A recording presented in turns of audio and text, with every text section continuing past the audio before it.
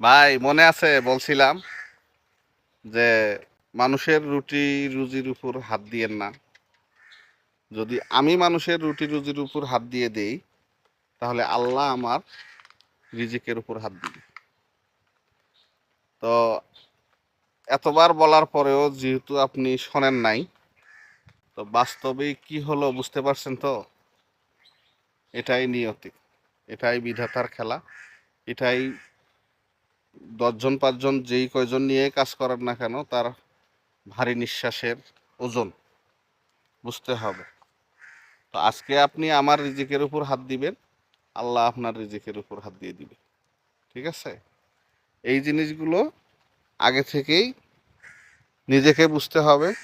যদি নিজে না বুঝতে পারেন, পাশে থেকে কেউ আপনাকে বুঝায়া দেয়, গভীরভাবে চিন্তা করে নিতে হবে যে মানুষের, বিশেষ করে মানুষের রুটি রুজির উপর কোনো সময় যেন হস্তক্ষেপ না হয়।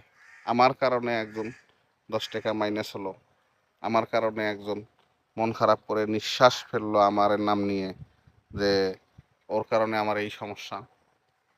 এই জিনিসগুলো যেন ফিল না করতে পারে কোনো সময় মানুষ। হ্যাঁ, কাজের ক্ষেত্রে মানুষকে বলতে হবে, সেটা সাবলীল ভাষায় বলেন, সুন্দর করে বলেন, গুছিয়ে বলেন, মানুষ বুঝতে পারবে।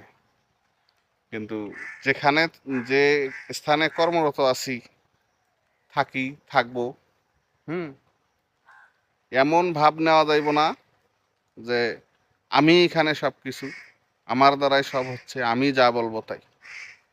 আমার চেয়ে আরেকজন ভালো বুঝবে, এটাই স্বাভাবিক। সবাই সমন্বয়ভাবে কাজ করলে কোনো কিছুতেই কখনো বাধাগ্রস্ত হব না। এটাই। বুঝতে পারছেন বড় ভাই? ভালো থাকেন।